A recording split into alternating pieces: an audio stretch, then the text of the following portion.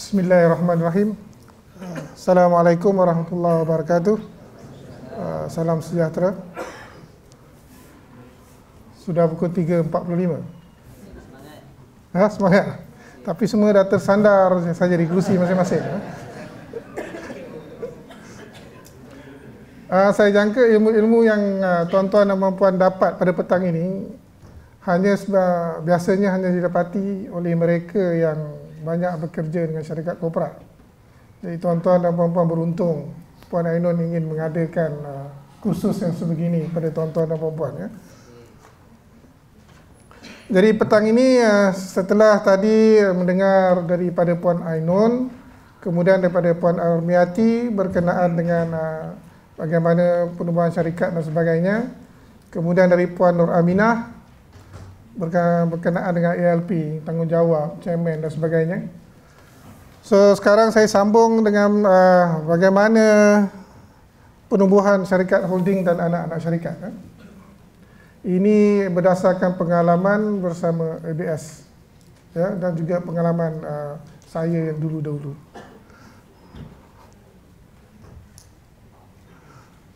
Okey, yang pertama, wah, rupanya tak nampak besar. Setiap usahawan, bila tuan-tuan dan puan-puan memulakan bisnes, sebenarnya tuan-tuan dan puan-puan ingin apa sebenarnya? Ya? Buat duit. Buat duit. Banyak yang datang pada saya, bila saya tanya dia tak tahu kenapa. Ada yang buka bisnes kerana hendak jaga anak. Betul, kan? Dia buka bisnes, dia buka tadika kerana anak dia hendak masuk tadika, dan sebab itu dia buka tadika. Ya. Tapi pada saya, bila anda semua, tuan-tuan dan puan-puan sebagai usahawan, hendak buka bisnes, semestinya bercita-cita untuk membina bisnes yang besar. Sebesar yang mungkin. Cita-cita itu mesti besar, kan? Impian tu percuma. Ramai orang kata impian tu percuma. Pebisnis sudah ada bayangan, bisnesnya mempunyai 20 syarikat ke? Satu syarikat 10 juta. Sudah ada berapa juta? 200 juta. Ya? Dengan bisnes yang besar, seorang usahawan akan boleh membantu lebih ramai usahawan yang lain. Betul atau tidak? Pembekal usahawan lain, ejen-ejen yang menjual barang kita, usahawan yang lain.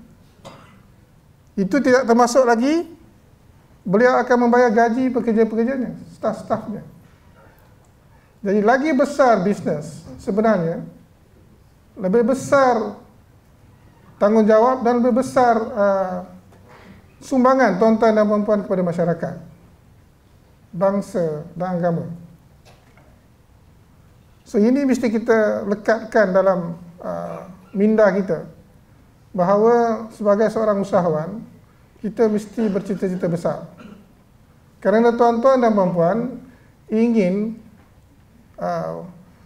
berkampung di syurga besok di sebelah para mujahid. Betul atau tidak? Para syahid. Ya.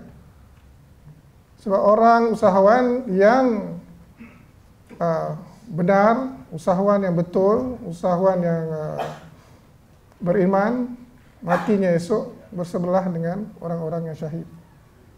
Ya.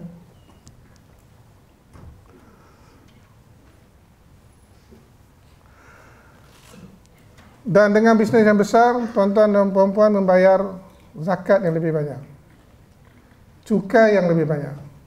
Jadi manfaatnya kepada lebih ramai orang.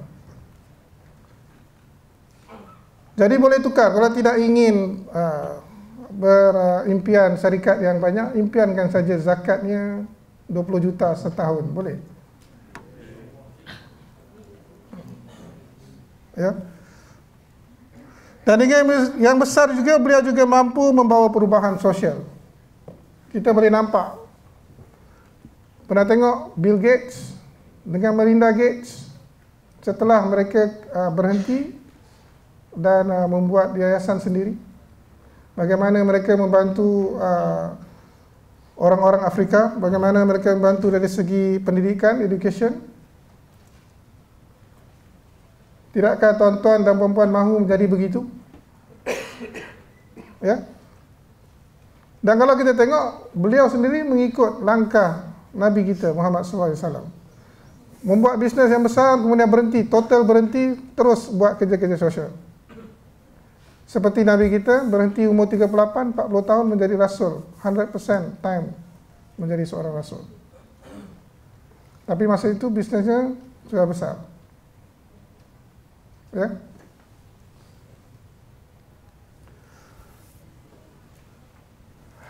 Bila kita cakap membina bisnes, sebenarnya kita bercakap membina kumpulan syarikat yang mempunyai banyak anak-anak syarikat. Ya. Kita ada, macam di ABS sekarang ni kita ada 100 anak syarikat. Ini termasuk 80, yang sebenarnya lebih daripada 100. 80 anak syarikat tadika, tanpa lagi 40 anak syarikat Akademi Al-Quran, sudah 120. Tidak termasuk syarikat-syarikat lain yang ada lebih kurang 30 yang aktif. So 150 syarikat. Ya. Dan tidak ada orang yang membina bisnes besar dengan hanya satu syarikat. Ada ke? Ada atau tidak? Mark Zuckerberg, satu syarikat ke banyak syarikat? Banyak syarikat. Memangnya produknya satu, Facebooknya. Tapi syarikatnya banyak. Kita tidak tengok syarikat investmentnya lagi. Syarikat yang dia beli, seperti dia baru beli WhatsApp, kan? Dan dia baru beli beberapa VR punya syarikat dan sebagainya. Ya. Banyak syarikat. Ya. Dan memantau urusan syarikat yang banyak itu amat memeningkan. Jadi bagaimana untuk memudahkan dia? Bagaimana memudahkan? Kebanyakan orang tidak ada banyak syarikat, dia kata satu pun cukup, sebab satu pun sudah pening, kan? Bagaimana kalau ada 20? Seperti juga orang yang tidak mau kahwin lebih dari satu, kerana satu pun sudah pening. Bagaimana mau 4? Nanti isteri saya yang di sana tu tahu, jeling-jeling.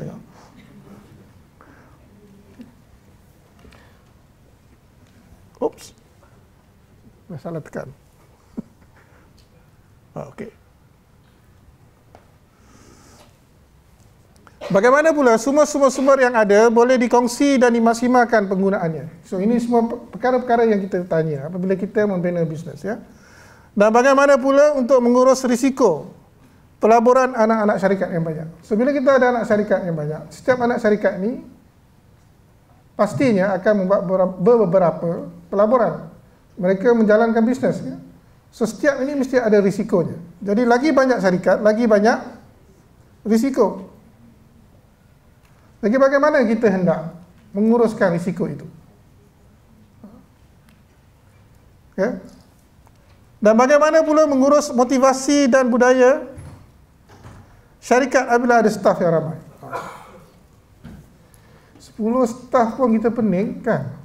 Ada yang datang kerja, ada yang tidak. Bagaimana? Kalau kita ada satu kilang pening, bagaimana kalau ada 10 kilang? 10 kali pening. Daripada ada rambut sampai tidak ada rambut. Betul, kan? Dan ini semuanya sebab-sebabnya mengapa orang tidak mahu banyak syarikat. Dan mengapa orang tidak mahu membesarkan bisnesnya. Kerana tidak mahu pening itu. Tetapi sekiranya kita kembali yang depan, bila saya mengatakan bila kita mempunyai bisnes yang besar, kita boleh membantu ramai orang, membantu usahawan yang lain, membantu staf kita, membantu ekonomi negara, membantu ekonomi masyarakat. Sepatutnya perkara itu menyebabkan kita ingin membina bisnes yang besar dan dapat mengatasi semua isu-isu pening kepala ini. Ya. Sebab banyak orang bila kita kata impian besar, dia hanya nampak impian besar Ferrari-nya. Impian besarnya adalah rumahnya. Ya. Isteri bukan besar, isteri banyak. Isteri besar tidak mahu.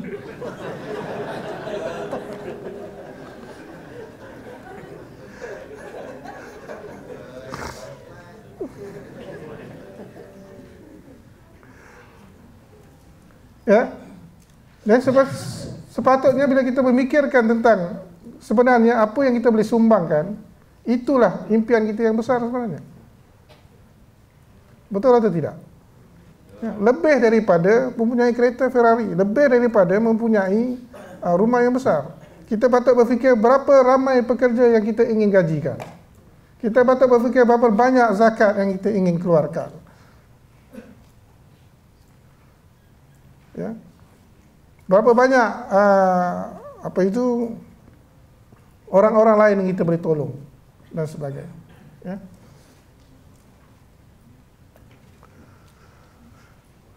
Jika syarikat yang baru dan mempunyai banyak anak-anak syarikat, bagaimana mengurus chaos? Tahu apa itu chaos? Huru-hara. Atau huru-hara ini tidak perlu diurus. Biarkan saja. Kerana ia sebahagian daripada proses pertumbuhan syarikat itu.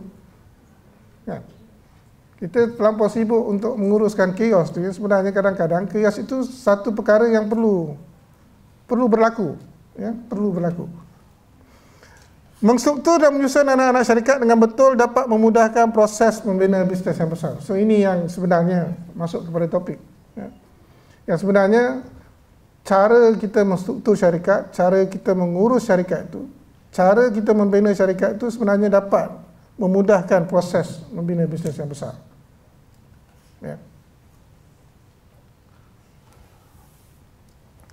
Dari sini beberapa definisi asas. Sekarang boleh ambil nota. Holding company. Semua cakap syarikat holding company. Syarikat holding. Dalam bahasa Inggerisnya holding company. Dalam bahasa Melayu syarikat holding ataupun syarikat Indo. Ada juga yang berkata syarikat parent company. Syarikat apa ya parent? Syarikat parent. Ia adalah syarikat induk ataupun syarikat yang menjadi pemegang saham majoriti di dalam anak-anak syarikat. Ini parent company. So anak-anak syarikat ada banyak. Siapa yang memegang pemegang saham terbesar, itulah syarikat. Syarikat itulah yang kita namakan syarikat holding. Dan syarikat holding ni semestinya syarikat yang limited liability. Dia punya liability yang terhad. Tidak boleh enterprise menjadi holding. Hanya boleh sendi berhad, PLT ataupun berhad. Syarikat berhad tidak semestinya syarikat yang tersenarai di bursa saham. Syarikat berhad adalah syarikat yang mempunyai pemegang saham melebihi 50 orang. Ya.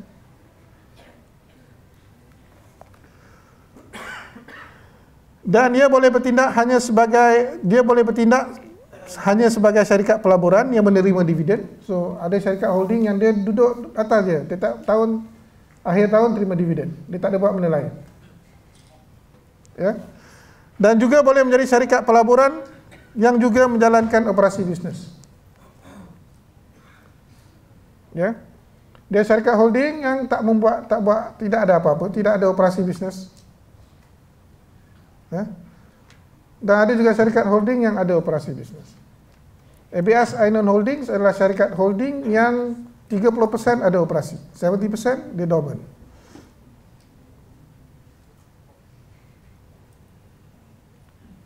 Ya. Sekarang inilah, dulu dia lebih kurang 170% dia operasi. Sekarang ni dah kurang 30% sebab kita dah bagi pada 3 lagi bawah. Itu cara saya untuk mengurangkan kerja. Bagi kerja pada orang lain.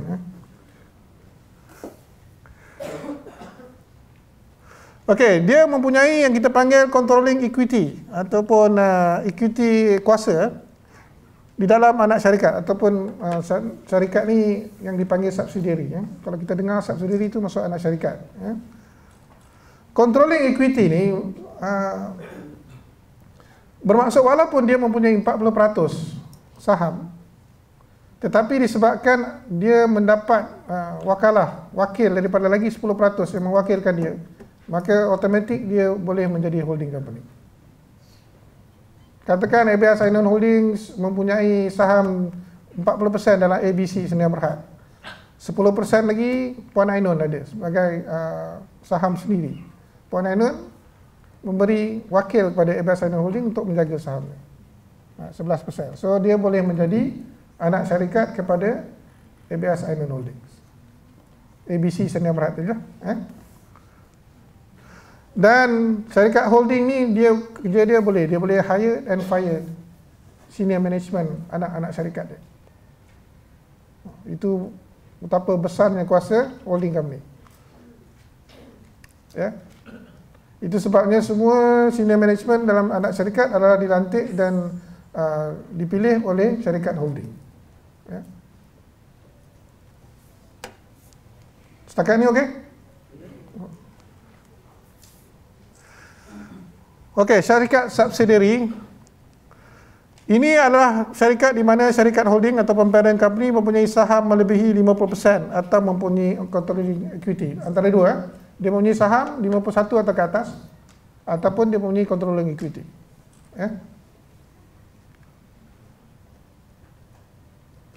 Apa dia? Sama lah. Ni tadi definisi holding, ni definisi anak syarikat. Ia biasanya adalah syarikat di mana operasi bisnes dijalankan. Biasanya anak syarikat ni di mana kita menjalankan operasi bisnes.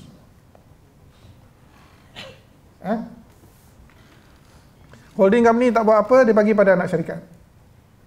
So anak syarikat yang jalankan, kemudian dividen tiap tahun bagi pada holding company. Begitu.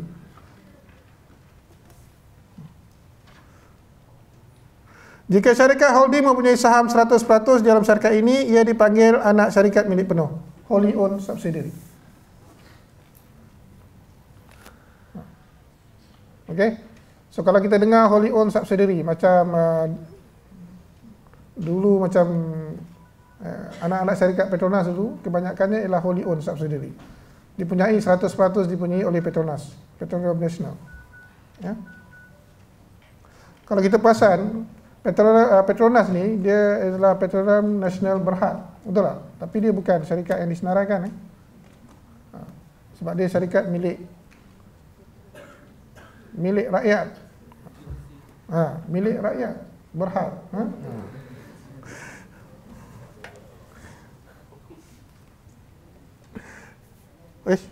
Asyik. Okey, ni syarikat bersekutu. Associate companies. Ia adalah syarikat di mana syarikat holding mempunyai saham minoriti kurang daripada 50%. So kalau kita ada dalam satu syarikat tu, saham kita kata 30%. Kita panggil dia sebagai kita punya associate companies. So dalam perakaunan, so yang ni saya punya CFO kena betulkan lah kalau silap. Associate companies pun ada kalanya kena tunjukkan dalam kita punya account. Kecuali di mana kita mempunyai pegangan saham kurang daripada 20% jika tidak silap. Itu tidak perlu masuk. Semasa membuat laporan kewangan tahunan, laporan kewangan dari syarikat ini tidak boleh dikonsolidate ke dalam laporan kewangan syarikat holding. Consolidate maksudnya disatukan. Yang syarikat subsidiary tadi boleh. Syarikat yang ini tidak boleh. Walaupun kita tunjukkan dalam laporan kewangan, tapi kita tidak boleh consolidatekan. Ini dah masuk akaun lah. Syarikat ini mempunyai lain-lain pemegang saham yang mungkin mempunyai saham yang lebih besar ataupun controlling equity. So ada masanya associate company ini kita menjadi minority shareholder. Ada masanya walaupun dia bukan dia associate company, tapi kita masih lagi boleh kata sebagai mempunyai saham yang terbesar, tapi dia masih kita bukan majority shareholder. Sebagai contoh, ada 10 orang, kita pegang 30%, tapi yang lain tu 9 tu pegang less than 10%. So kita masih lagi majority, suara yang terbesar dalam tu. Walaupun begitu, dia tidak dipanggil sebagai syarikat subsidiary, dia panggil syarikat associate.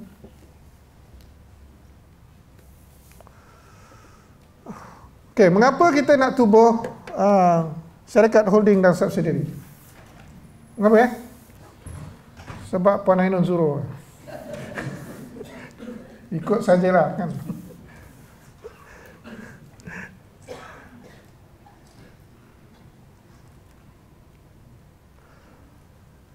Okey, yang ini sebab kita kena kembali balik. Kita nak tubuh. Kalau tuan-tuan hanya nak tubuh, nak ada satu syarikat dia tak payahlah macam ni. Tak perlu fikir ini. Sekarang pun boleh balik. Yang ini siapa yang bercita-cita untuk mempunyai lebih daripada 5 syarikat?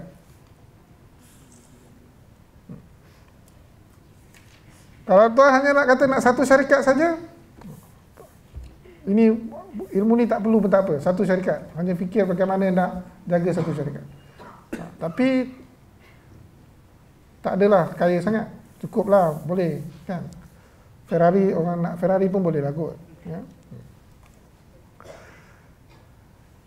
Ini jadi bila kita dah ada banyak syarikat, anak-anak syarikat, syarikat yang bermacam, investment yang bermacam dalam bisnes yang berbagai, maka kita perlu mengawal polisi dan pengurusan syarikat subsidiary itu. Semua ni kita ada share. Semua ni kita ada share 50%, 60%, 100% dan sebagainya. So kita perlu tahu, kita perlu menjaga, menguruskan semua syarikat ini. Selain daripada itu, kita menubuhkan holding company juga untuk memiliki hartanah, harta intelek, stok, aset-aset yang lain melalui penubuhan anak syarikat liability terhad. So ada orang buat syarikat hanya untuk meletakkan aset-asetnya. Tanah dia buka syarikat lain. Kan? Property intelek diletak di syarikat lain. Stok dia buat syarikat lain, investment dalam company dia panggil, investment companies. Manufacturing dia buat lain, yang trading dia buat lain. Dia pisah-pisahkan semua syarikat. Sebenarnya semua itulah untuk mengurus risiko kerugian dan kehilangan aset. Sebagai contoh, tuan ada brand, namalah brand apa ya? Apa nama brand? Brand ABS lah katakan, brand ABS. Semua harta intelek ABS dipegang oleh ABS Ainun Holdings.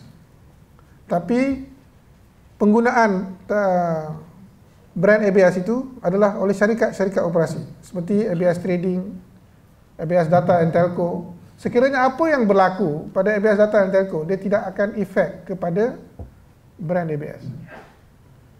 Brand itu masih boleh digunakan, kami masih lagi boleh membuka syarikat yang lain.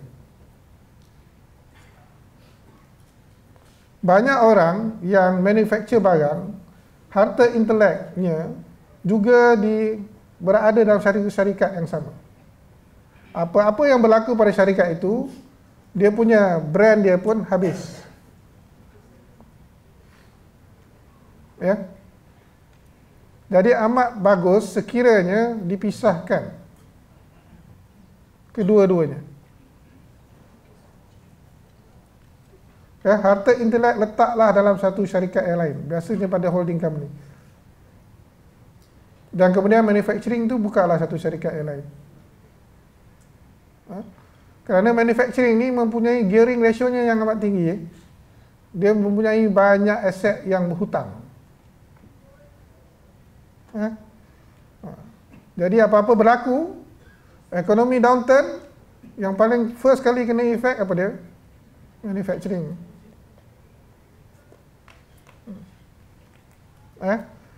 Jadi kalau apa-apa, bila dia bankrupt, sekali-sekali dengan dia punya harta inteleknya, dia ambil. Orang lain tiba-tiba tengok apa brand yang ini, tengok company lain lah ambil. Dia buat, brand tu dah ada nama, dia dah ada pengikut, orang lain lah yang ambil. Kita buka ladang, orang lain esok. Ya.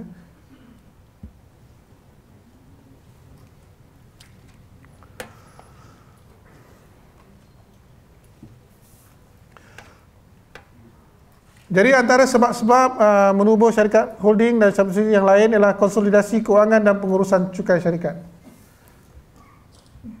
Bila kita consolidate, katakan kita ada 20 syarikat,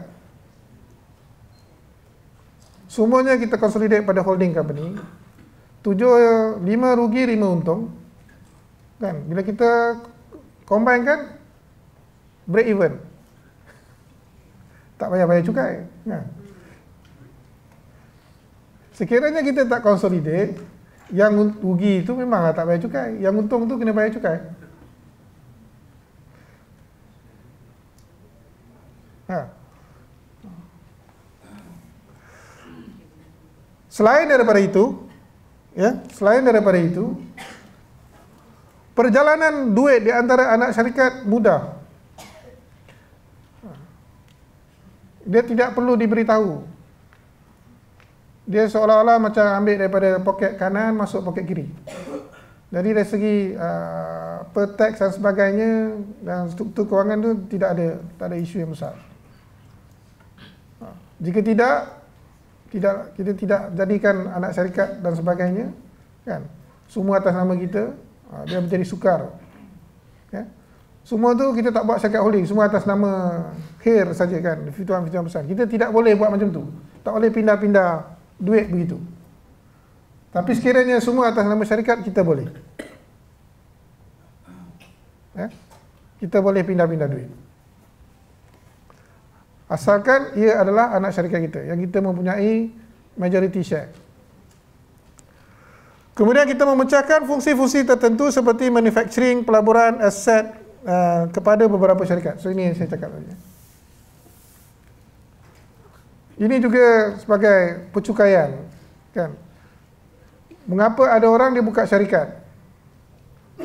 Daripada dividen tu datangnya kepada dia personal, dividen tu pergi kepada syarikat. So bila dividen pergi kepada syarikat, dia tak kena tax 2 kali. Faham atau tak faham? Faham atau faham? Ha? Ha? Katakan ada 3 orang, saya, Puan Ainun dengan Tuan Yusof, 3 orang share. Bila dapat dividen, dia terus bagi kepada saya, Puan Ainun dengan Tuan Yusof. Semua kena income tax. Tapi jika kami bertiga membuat satu syarikat, dividen masuk syarikat tidak kena tax. Tidak kena pasal tax. Syarikat pun tak kena tax sebab dia dah kena sekali. Dan kita punya aset pun kita akan letak dalam syarikat supaya apa-apa berlaku pada diri kita, aset tu masih lagi selamat. Janjinya syarikat holding tu ialah syarikat pelaburan saja, tidak ada buat operasi bisnes yang lain.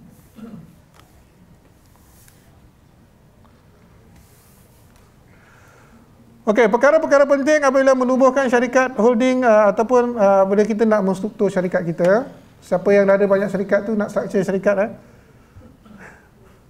Yang pertamanya, kita perlu tahu apa matlamat jangka panjang dan sederhana bisnes kumpulan syarikat kita tu. Yang ini kita clear. Apa yang kita nak buat? So apa dia matlamat jangka panjang? Adakah matlamatnya kita nak menjual syarikat esok kita? Selepas 5 tahun kita nak jual? Adakah matlamat kita nak memasuki bursa saham? Adakah matlamat kita untuk dapatkan market share yang lebih besar dalam masa 10 tahun? Adakah matlamat kita perkembangan syarikat, iaitu kita nak tambah revenue, kita nak tambah bilangan syarikat dan sebagainya? Dan juga perkara yang kita tanya, strategi bisnes syarikat kita. So yang ini kita ambil kira sebelum kita nak struktur syarikat. Kalau kita hendak menjual syarikat dalam masa 5 tahun, lain cara kita struktur. Kalau kita nak syarikat tu berkembang lagi hingga 30 tahun, ataupun kita nak 100, 200 anak syarikat, lain cara kita menstruktur syarikat itu. Ya. So yang ni kita sendiri kena tahu apa yang kita mahu. Tuan-tuan dan puan-puan kena pergi balik dan tengok balik bila buat bisnes ni, bila menubuhkan syarikat, apa yang sebenarnya tuan-tuan inginkan. Ya.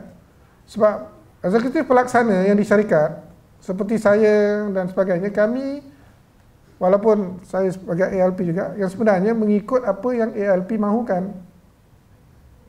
Kita menstruktur syarikat dan sebagainya seperti yang ALP inginkan, begini. Kita akan membuat untuk mencapai apa yang ALP inginkan.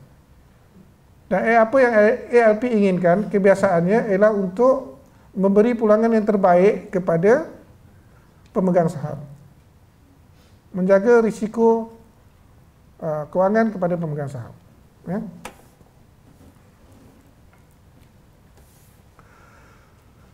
Okey, untuk matlamat jangka pendek yang ingin dicapai apabila kita menstruktur. So ini ada masa-masanya kita start menstrukturkan kembali syarikat kerana beberapa perkara jangka pendek. Sebagai contoh, disebabkan kewangan.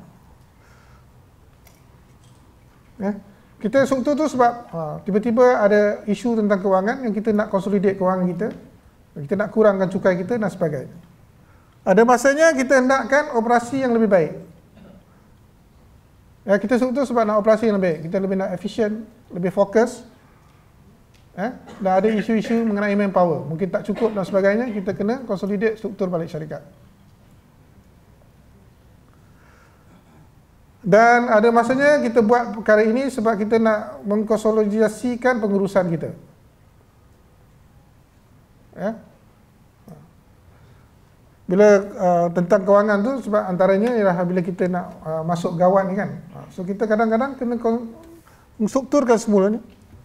Sebab isu-isu macam ni lah, ekonomi dan sebagainya, kita kena structure balik, tengok balik.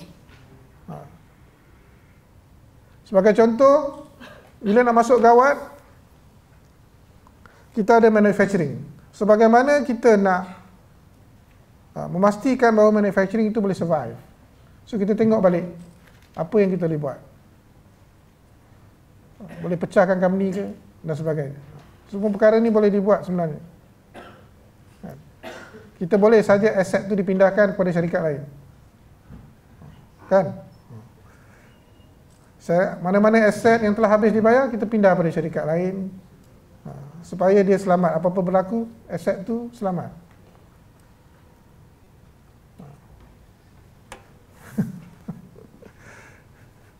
Okay, tubuh syarikat holding dahulu ataupun tubuh syarikat operasi dahulu.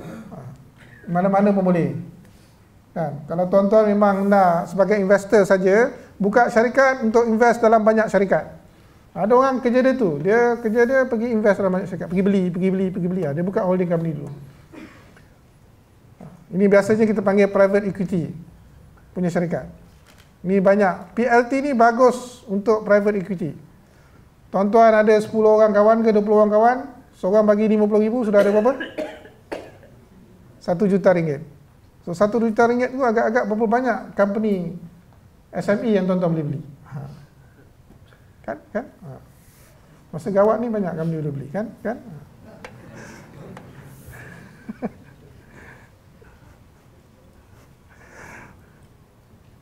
Okey?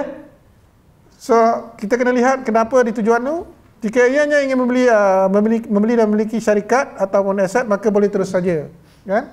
Tapi sekiranya sebagai usahawan kita menubuhkan syarikat operasi dahulu biasanya, dan kemudian barulah syarikat holding, iaitu apabila kita mula menubuhkan beberapa lagi syarikat dengan bisnes-bisnes yang berbeza, kan? Dan kita akan buat holding kan.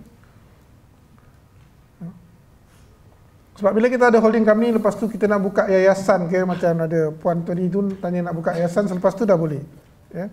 Seperti Sunway Group tu adalah diuruskan oleh Yayasan Jeffrey Chia.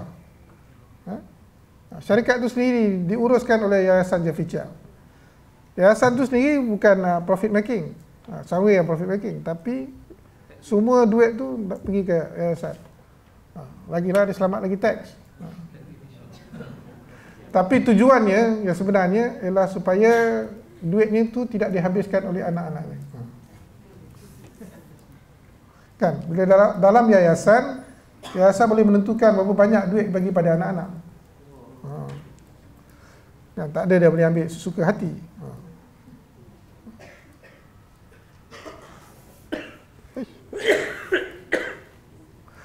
Okey, perkara penting tentang hubungan syarikat. Wah, cepatnya saya. Laju Lepas ni buka soalan je lah. So, ini beberapa perkara penting berkenaan hubungan syarikat holding dan syarikat subsidiary. Ya. Yang pertama, syarikat holding menentukan polisi dan arah tuju syarikat, branding, budaya dan membantu anak-anak syarikat mencapai matlamat masing-masing. So, yang ini yang sebenarnya tugas syarikat holding. Yang ini berdasarkan ABS. Ada syarikat holding tu yang memang investment saja, dia tak fikir dah benda ni. Kan? Dia hanya invest saja. So syarikat operasi tu hanya buat operasi saja. Dia tak fikir pasal branding dan sebagainya. Ya? Dia hanya fikir dividen dia tiap-tiap tahun. Ya? Okay, syarikat holding juga membantu mendapatkan dana untuk anak syarikat. Ya? So ini juga antara tugas syarikat holding. Ya?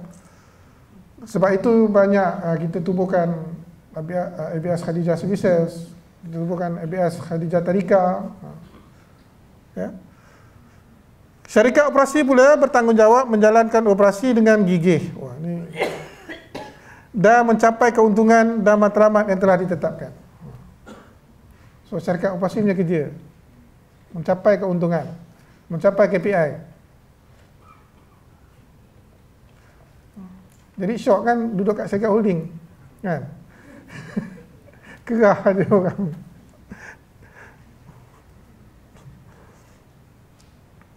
Kemudian syarikat operasi mestilah mematuhi polisi arah tuju dan budaya syarikat, kumpulan syarikat yang telah ditetapkan. Okey.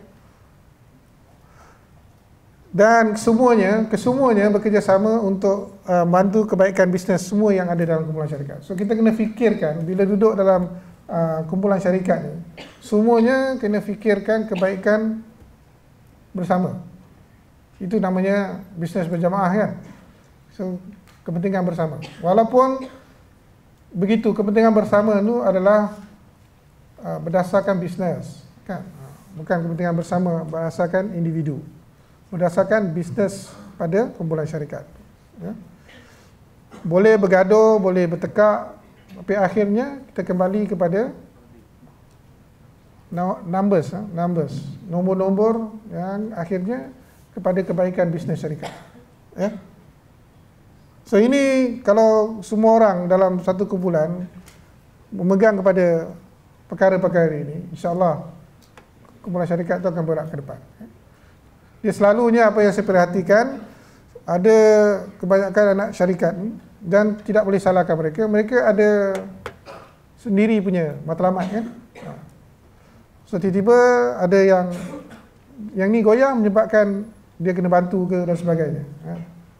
Tapi bila kita dalam satu kumpulan, itu tujuannya kita buat kumpulan itu. Jika tidak, jalan seorang lah. Ya? Jika tidak, jalan seorang lah, kan?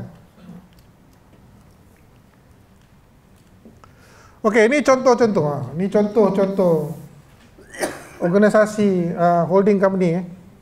Ambil gambar. Ini dalam Google ada.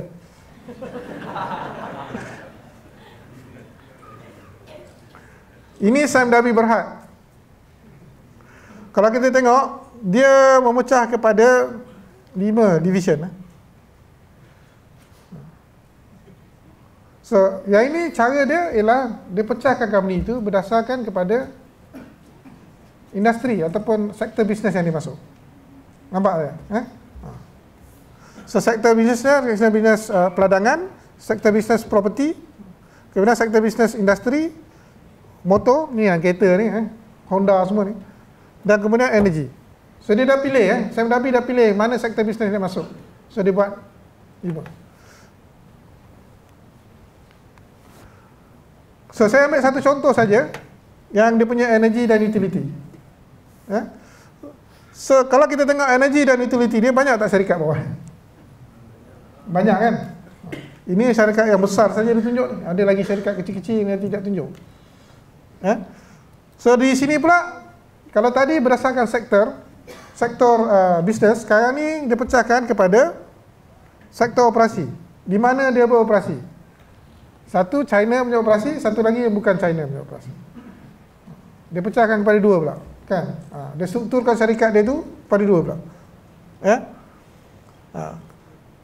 Kemudian yang non-China tu dia pecahkan pula kepada 3.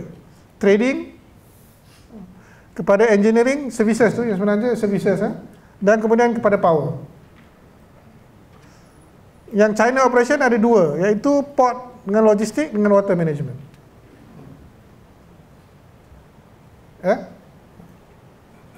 So dalam bawah tu ada banyak-banyak syarikat.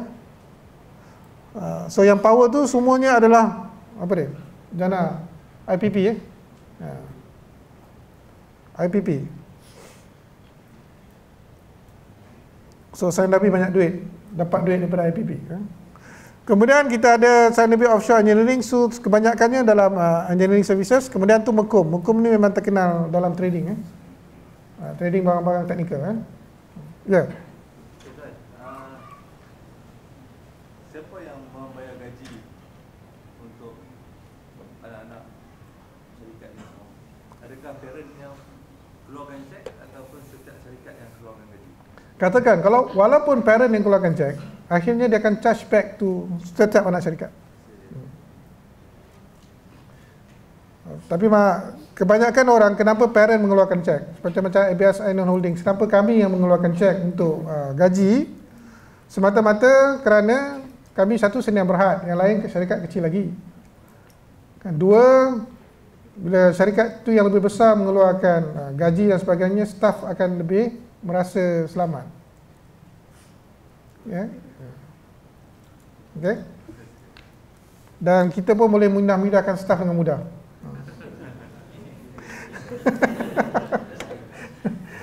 Kan? So saya nak pindah staf senang kan. So yang ni pergi sana. Sebab dia duduk bawah ABS. Kalau dia duduk bawah anak syarikat susahlah juga kan. Dia tak nak, saya tak boleh buat apa.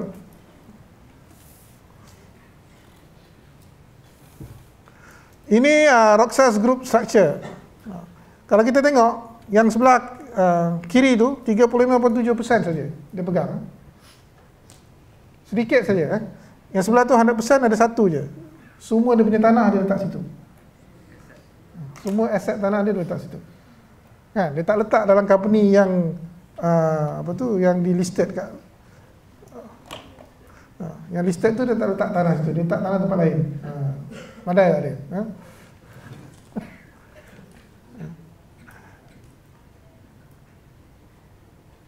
Okey? Dan dia tak listed pun yang ada tanah tu. Yang mana aset banyak-banyak orang tak listed. Itu dia punya apa kita panggil, dia punya bank dia. Ini LG. So LG dimiliki oleh Koo family.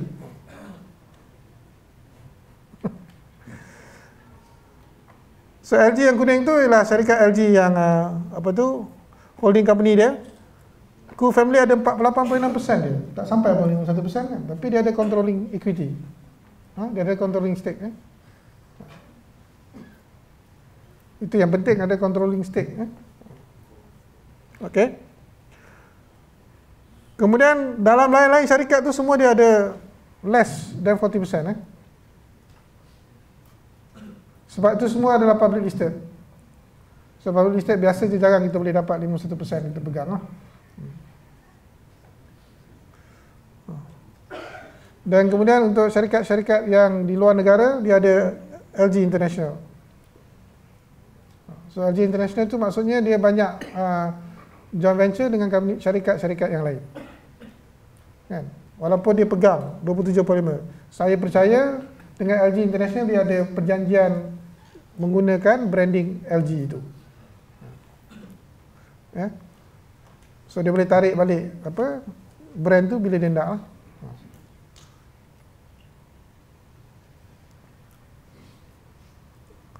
Okey, kemudian yang lain-lain Sevion, LG, CNS tu saya merasakan saya tak sempat nak check company tu. Saya rasa dia lebih kepada manufacturing. Okey, ini saya nak cerita sikit pengalaman ABS.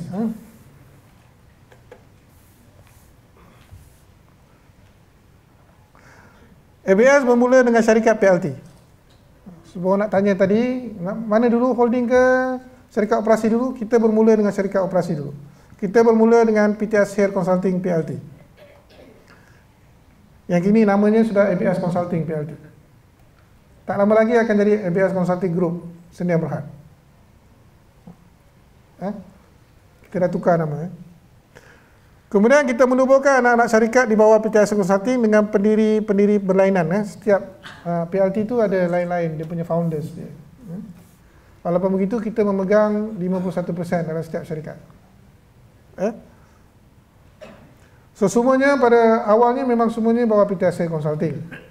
Selepas itu kita menubuhkan syarikat holding, ya.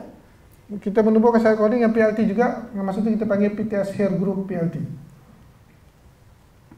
Semasa itu, kini syarikat PTS Hair Group tu dah dormant.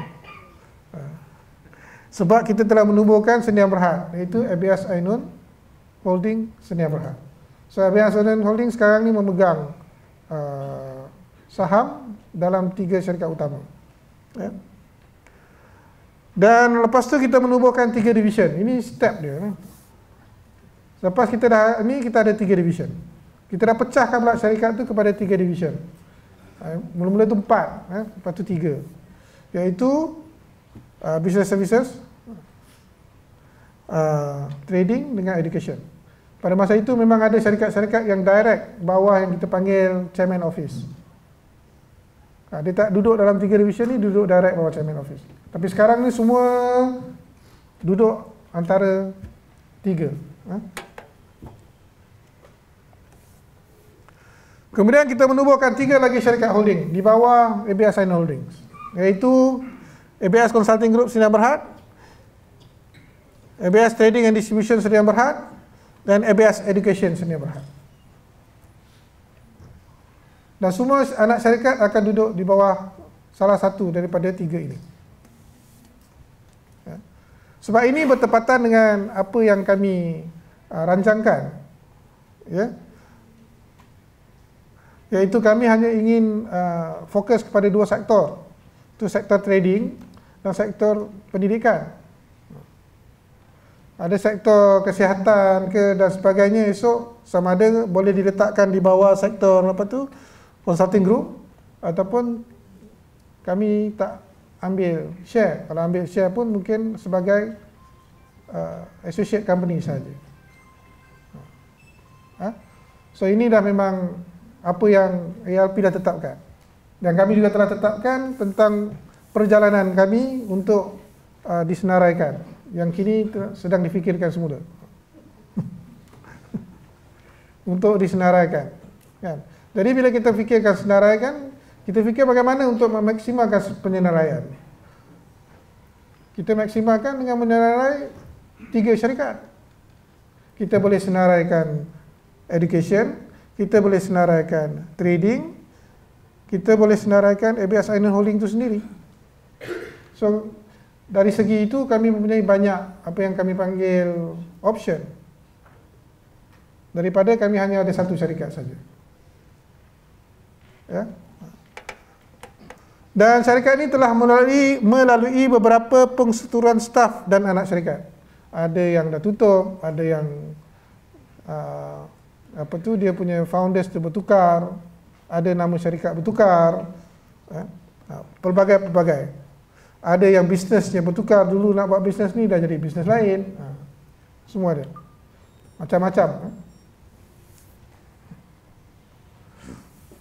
Dan inilah struktur terbaru di ABS Ainun Holding Sedia Berhad. Iaitu kita ada 3 grup consulting and business services tu. Bawahnya ada 1, 2, 3, 4, 5. Saya pun tak tahu berapa banyak syarikat saya ada. Di bawah trading tu ada ada 7, ya. Di bawah consulting ada 8, 8 atau 9. Ini pun ada lagi syarikat yang kita tak letak. Anak syarikat kepada anak syarikat tidak ada. Kemudian kita ada education. Education ni yang sekarang yang paling banyak anak syarikat lah. Kalau kita tengok dalam Edu Solution tu sendiri, kita ada 44 tadika yang direct, kita ada 10 tadika yang di bawah kumpulan tadika ABS PLT, kita ada tadika di bawah kumpulan Edu Utara, Edu Kuantan, Edu Prima, Edu Ventures dan Edu Sabah. Ni Edu Sarawak pun nak masuk. Mana yang Edu Sarawak? Ya. Dan kemudian kita ada audio modul, dan Akademi Al-Quran pun tu pun tak ada dah situ. Ada 30, mana Puan Tengku? 30 berapa? 34 akan tubuhkan anak syarikat. Sekolah bakat akan menyusul dan insya-Allah sekolah rendah ABS akan dimulakan kerja-kerjanya pada tahun hadapan. Dan doakan kita boleh realisasikannya paling lewat 2017. Yang itu pun siapa ada tanah nak jadi Khadijah tanah dengan bangunan boleh silakan. Okey, baik tuan-tuan dan puan-puan, saya buka untuk soalan.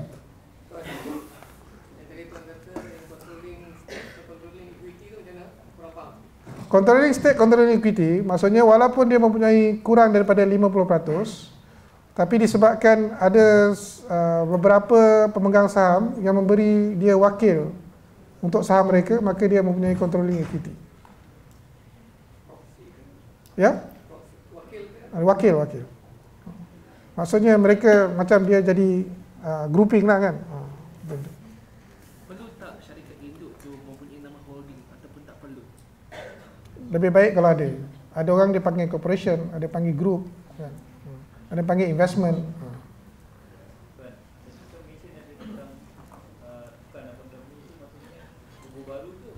Tubuh baru. Itu tubuh. Ya? Ada yang tukar nama. Macam PTSL Consulting PLT kita tukar kepada ABS Consulting PLT.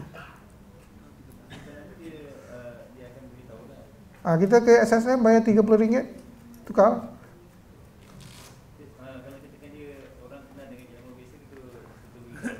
Kita beritahu lah. Ya.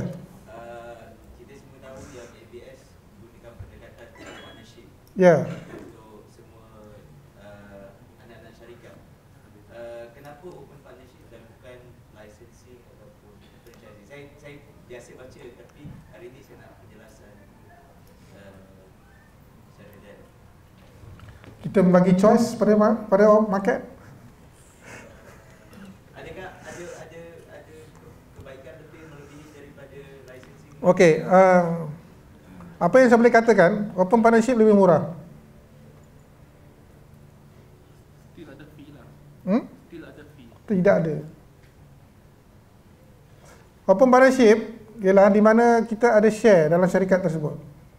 Kita sama-sama membina satu syarikat. Ya, itu sebab kita menggunakan PLT. Dan apabila kita sudah tidak bersetuju atau tidak mahu bersama lagi, maka kita keluarlah daripada syarikat tersebut. So keluar tu ABS boleh keluar ataupun partner-partner itu boleh keluar.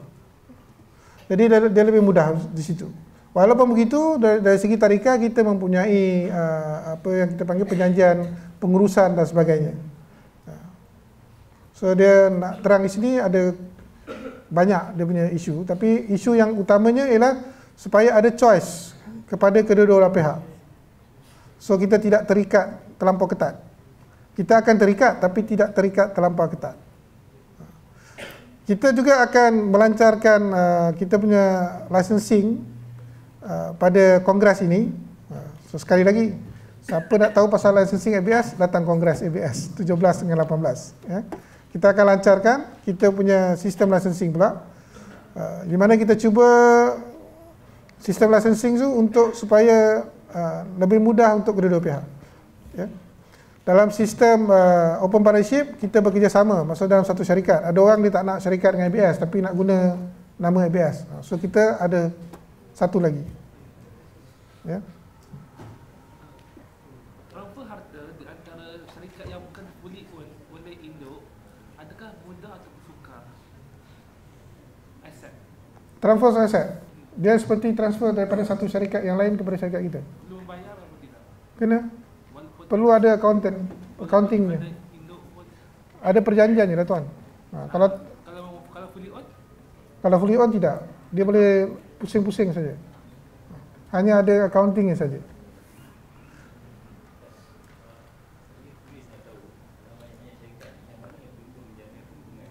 Ya, yang mana? Jana keuntungan ke belum jana? Sudah jana. Yang sudah jana, consulting sudah jana. Kita dah kena bayar, kan? Kena bayar tax. Tak bayar lagi. Education ni sebenarnya sudah jana. Semua sudah sebenarnya. Ya. Dia isunya bukan menjana keuntungan, isunya ialah cash flow dan juga credit control.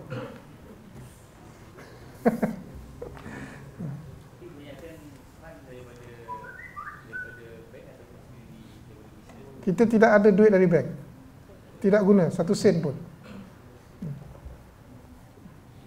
Setakat ini. Paid up ABS Ainon Holding setakat ini fully paid at 1 million. InsyaAllah kita akan raise lagi awal tahun depan ke 2 juta.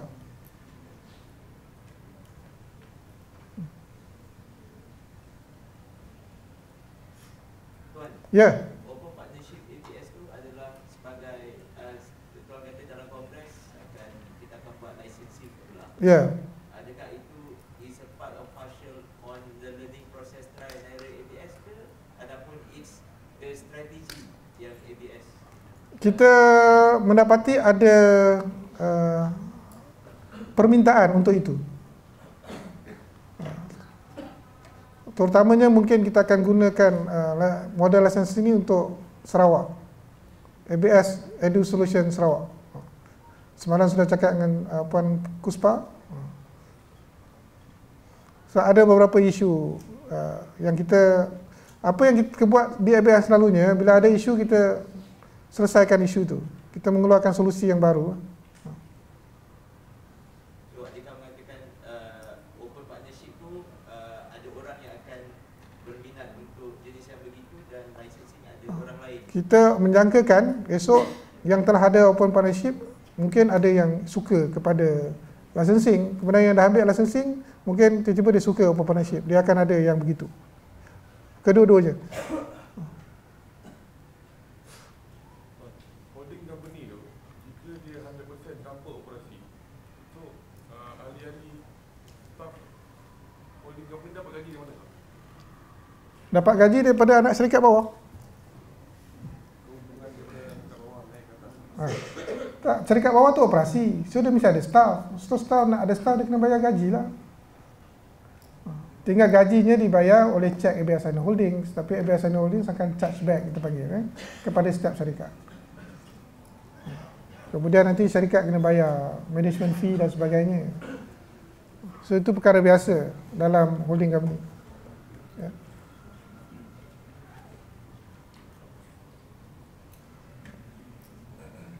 Ya, Puan Rosmawar. Nanti kalau ada satu perubahan tarifa baru, tarifa itu belum menjana keuntungan. Jadi bagaimana holding membantu syarikat yang baru tersebut? Sebagai contoh, kami akan keluar TV Hijrah hari Isnin ini. Kan, untuk keluar TV Hijrah, ya. Dan kami juga buat local marketing, di mana Tuan Yusri pun dah turun, tengok setiap tadika tu apa yang diperlukan. Kita dah bagi, sebab local marketing perlu dibuat oleh tadika tersebut. Kan, mereka lebih tahu, tapi kita dah bagi SOP-nya apa yang perlu dibuat. Isunya sekarang, kebanyakannya ialah buat atau tidak buat sahaja. Yang buat, kebanyakannya sudah ada student lebih daripada 25 atau 30. Yang tak buat, itu yang ada isunya. Ya, Tuan. Saya masih lagi tanya tentang kalau tanpa penyambang bank daripada mana, daripada investment ataupun Daripada Khadijah. Kumpulan pelaburan daripada Khadijah saja setakat ini lebih kurang 1 juta. Lebih dari 1 juta. Balik kepada tarikat tu. Okey. Seandainya Puan nak masuk tarikat ABS kah? macam yang lain. Seandainya tarikat tersebut tidak menjadi keuntungan untuk tempoh setahun, ya, adakah dia berhak untuk menerima sebarang apa-apa daripada holding? Dividen ke? Dividen tu daripada tarikat itu. Bukan daripada holding. So tarikat tu tak ada, bila tidak ada keuntungan, holding pun tidak dapat apa daripada tarikat. Jadi kalau misalnya dilaporkan keuntungan holding, maka tarikat tu tak dapat Tak ada, apa juga. tidak ada. Sehingga dia menjadi Ya, sebab dia bukan duit dari atas ke bawah, dia daripada bawah dari atas. Daripada bawah dari atas.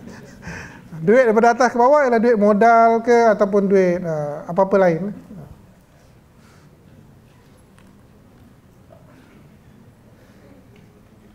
Ya lagi? Ya Puan. Holding PLT, ada bawahnya ada syarikat syarikat operasinya status sila berhad. Boleh. Tidak ada masalah, tidak ada isu. Itu yang kita panggil holding yang begitu, kita boleh panggil dia sebagai private equity. Selalunya yang letak duit. Ya? Saya nak tanya, macam syarikat milik kerajaan, dia punya pemegang saham tu sebenarnya siapa yang sendiri aja, kerajaan aja atau macam mana? Dia dipanggil Ministry of Finance Inc. Perbadanan MOF. MOF diperbadankan. Macam company yang supply duit lah, modal tu. Modal dia daripada duit tuan-tuan lah.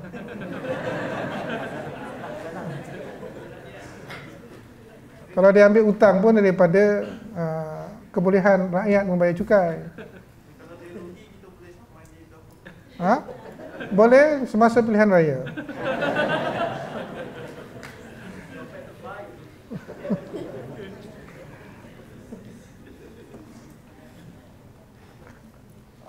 Ya lagi, tuan-tuan?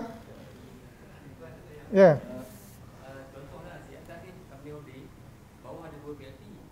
Tapi company holding tu dia punya pemegang share dengan PLT sama, yang PLT pun sama juga. Boleh, tak ada isu. Tapi contoh dari segi risiko, kalau contohnya dia buat loan bank, yang PLT tu dia tak dapat jelaskan, dia akan effect nanti yang di atas kan. Dia tak efek. Kalau aset yang atas tu bawah syarikat, dia tak efek.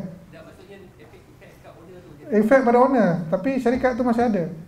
Aset tu masih ada di syarikat tu. Dia boleh jual syarikat tu lagi untuk dapat duit. Dia boleh buat pinjaman yang lain pula atas aset yang dia ada. Tapi kalau kata dia tak nak jual apa semua, tapi dia akan diisytiharkan bankrupt kan. Dia lah. Dia kena tarik diri kan. Jual pada anaknya. Atau pada isterinya. Atau isteri-isterinya. Ya tak? Bila GST nanti, transaksi antara anak syarikat ni adakah kena GST? Tidak. Bagaimana pula dengan associate company tu? Associate, yes. Kena. Itu sebab orang buat ni, dia boleh selamat antara dua syarikat. Dia tidak perlu charge GST.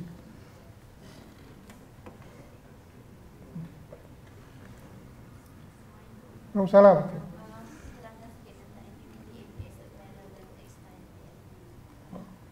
ABS apparel dan textile. Kerja-kerjanya adalah untuk menjual apparel dan textile. Kalau Puan ingin tahu lebih lanjut, Puan boleh kontak Puan Hazarina ataupun Puan Nazura. Kenal ke? Nazura Sabri, kenal ke? Puan Hazarina? Puan Hazarina. Kalau tak, akhirnya kalau tak boleh juga, kontaklah Tuan Yusri Yusof, CEO kepada ABS Trading Group. Selalunya dalam anak syarikat PLT, berapakah equity yang dimiliki oleh ABS? 51%. Controlling stake ni 51%.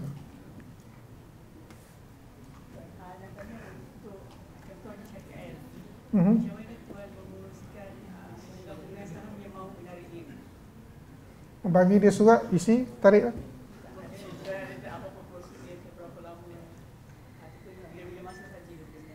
Bila-bila masa saja. Dia bagi dia orang, dia isi, okey ya, best. Kalau dia menarik diri, macam mana pelaburannya? Adakah pelaburan dia pun begitu saja? Pelaburan kebanyakan yang masuk dalam ABS ni tidak ada pelaburan daripada mereka. Pelaburannya pelaburan masa saja.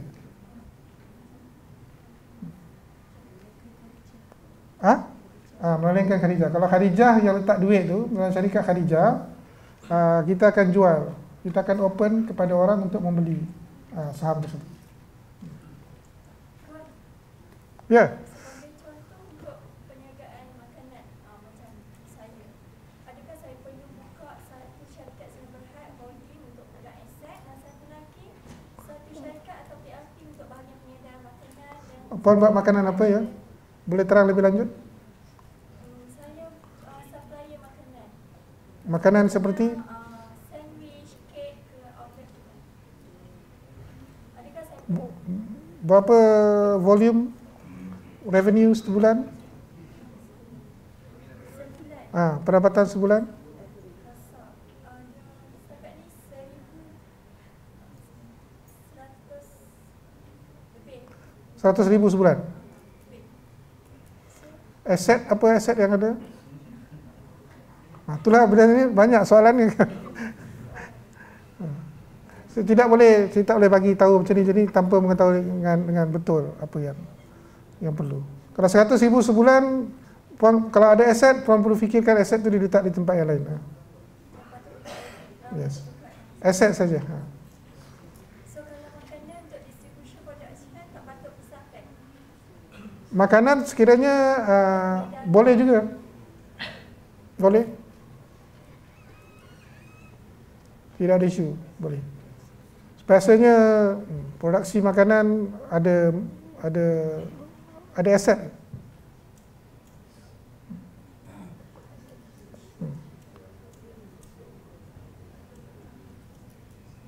Ada management fee yang perlu dibayar daripada Ada. anak syarikat? Ada tu. Marketing fee. Ada. Management fee tu termasuk marketing fee. Mesti ada. Ditentukan amount dia berdasarkan apa? Berdasarkan persen. Biasanya kita akan letak persen of dia punya income ataupun persen of dia punya operation punya cost.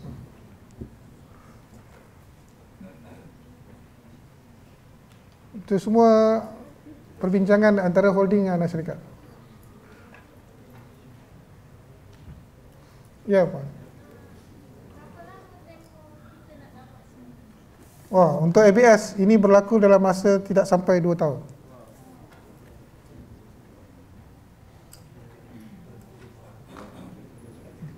Satu setengah tahun lah lebih kurang. Total staff 50 rasanya. Kalau campur guru tarikat lebih lah, Pak. 80 kali satu tarikat 3 orang, 2 orang lah. Gila lah. 50 yang di HQ.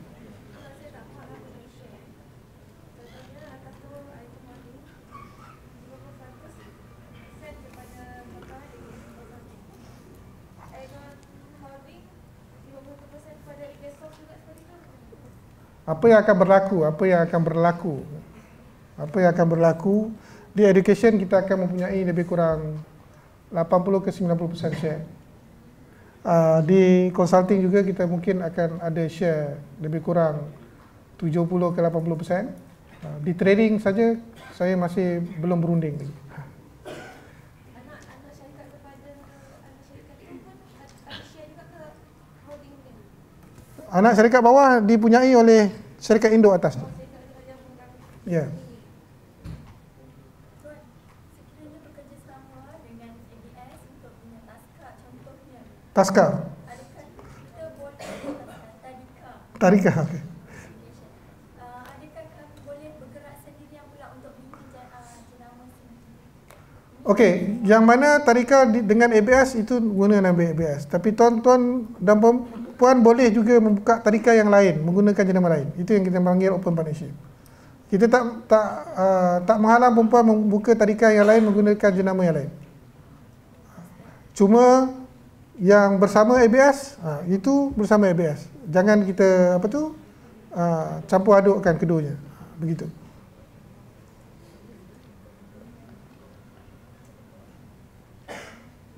Maksudnya kalau nak buka tadika ABS dengan kami boleh. Lepas tu nak buka lah satu lah tadika ABC pun boleh. Tak ada isu. Ada lagi? Apakah Akademi pendidikan untuk melatih guru-guru. Kan kami sudah ada lebih kurang 200 guru. Nak kena latih pula lepas tu kan. Lepas tu sekolah rendah, lepas tu Akademi Al-Quran, lepas tu sekolah bakat, banyak guru nak dilatih. So kita buka lah Akademi Guru. Akademi Pendidikan. Itu kita akan kerjasama insya-Allah dengan Kolej Geomatika.